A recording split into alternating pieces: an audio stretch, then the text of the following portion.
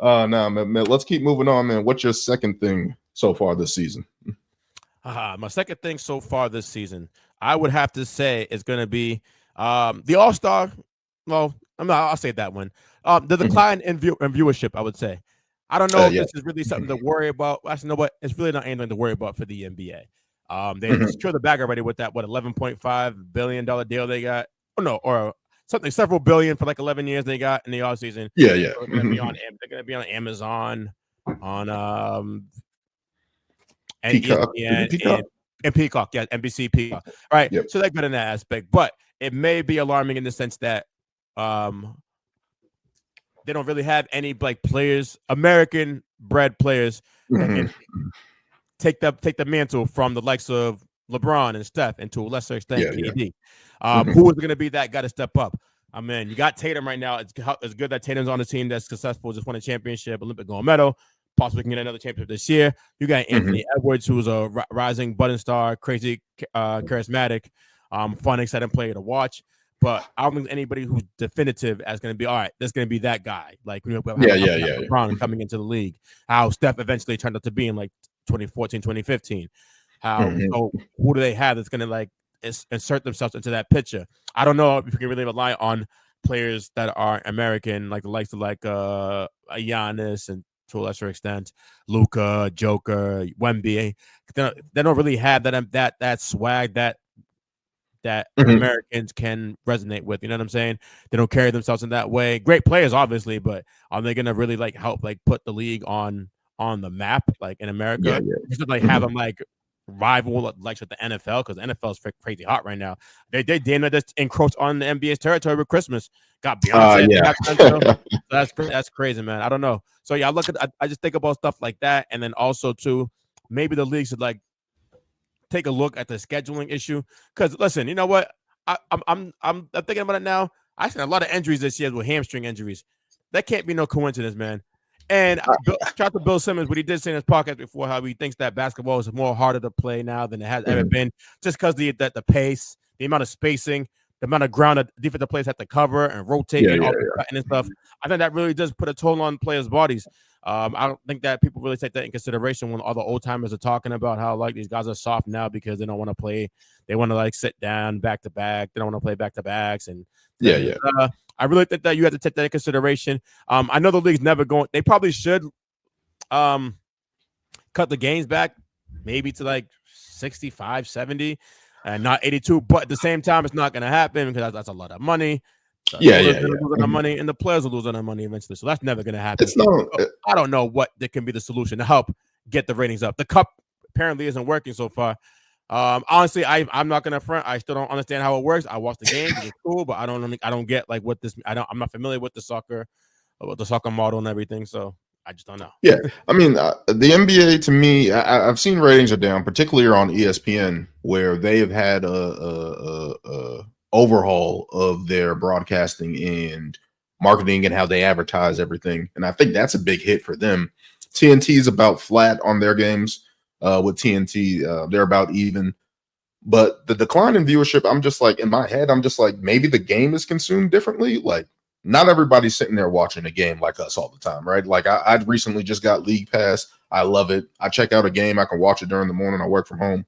I can watch a game during the day. I can check a couple games out during the day, during the week, whatever the case may be. It sucks that I'm a Celtics fan and have to get YouTube TV to watch Celtics games because I can't use League Pass to watch the damn Celtics. But that's another discussion for another day. But overall, the whole point, Oh, wait. yeah, So wait, that, wait. that Who do you have? Who did you have League Pass under? How'd oh, you it's get? me. It's me, but it's just because of the location base. I can't watch the league pass game. I have to wait a couple days in order if I want to watch a Celtics game, which is stupid. So wait, you get. So I'm saying like you get League Pass, right? Not through Comcast. Oh Just no, get. no, no, no. It's You just just get through like. the NBA app. Okay, got you. Yeah, yeah. But it's like dumb. It's like I have league pass, but then I can't watch the Celtics because I live in the Northeast, which doesn't make any sense. I can get all the West Coast games I want, but the Celtics, no, I have to wait 2 to 3 days to get to watch a game. But as you were saying, with the lack of depth of NBA American players, and it's just like at the end of the day, I'm just like I've heard people say that, and I'm like, maybe it's just the intrigue of it, and maybe that's just the marketing of the NBA. I know that they did it in the 80s, of course, with Magic and Bird, Michael Jordan, all those NBA stars. You had David Robinson, Charles Barkley, Chris Mullin. You had multiple stars in the NBA. Shaq was a big one. And now you don't have those American stars. And I'm just like, if you love the game of basketball and you like watching basketball, you can watch a SGA and OKC. Like, yeah. I feel like there's more stars spread it out across the league where it's like that shouldn't be a factor, but it is. It is. But if you're a casual fan, let's be honest, it's hard for you to watch or to like gain interest in international players as opposed to us who really love the game. You know what I'm saying? So. And that sucks. And then you look at what you were saying about the scheduling, and it's like they've pretty much done everything to stretch everything out so guys are getting more breaks in between. I think the Celtics just played 5 games in 7 nights the other night, and the back-to-back ended on Saturday. They don't play again until Thursday. So I understand where people are saying scheduling, but I'm like, I think the NBA in terms of scheduling has done everything they can. They've lessened back. Well, they definitely have. I mean, Adam Silver, for all his faults, whatever, or criticism he gets from people, he has done a good job of trying to listen to the players and help. Yeah, you know, like with the whole All-Star game, they get like a whole week off All-Star weekend as opposed to like just that Friday, just Monday, whatever. Like they get a whole week off. They try to eliminate back-to-backs to spread the season out longer than what it was prior. So he's doing his part on that. And then when you look at the style of play, everyone's saying there's too many threes. I'm going to say that to you. What do you think about that? What do people expect these NBA teams to do? It started with Phoenix, of course, when they started running and gunning in the mid-2000s, shooting all those threes. And Mike D'Antoni, yep.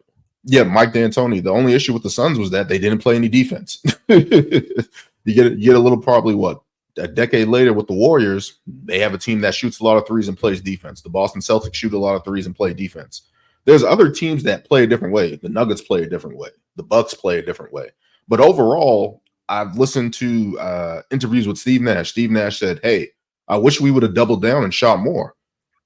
Like maybe not shooting enough cost us getting to a championship, getting to the finals. I've seen Damian Lillard say when he was facing those Houston Rockets of the late 2010s, he's like, we're facing Golden State, we're facing Houston Rockets. And he's like, yo, me and CJ, we're getting buckets. And we look up and he's like, how are we down 17? You're not going to win if you play that way. And maybe it's the lack of depth of post play and stuff like that. And I'm just like, there's no one as dominant as Shaq was. There's no one as dominant as Hakeem in the post.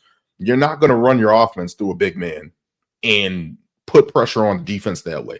It's just not going to work in this NBA. Maybe Joker's the exception, but he has a different play style hub that we'll get into, I'm pretty sure.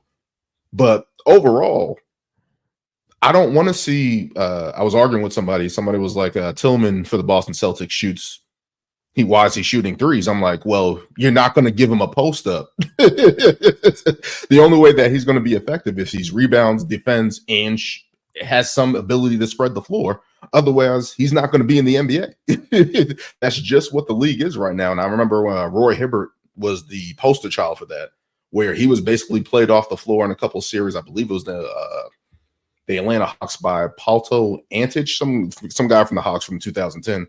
Played Roy Hibbert off the floor, and I was like, this is the death of the big man. Because if you can't stay on the floor, and especially spread the floor offensively, you're not going to be able to play in this league. We're seeing it right now with Rudy Gobert, who's struggling in times with Minnesota. He's great defensively, but at certain times, he's not going to add to your offense. He's great defensively. He's going to rebound. He's going to block shots.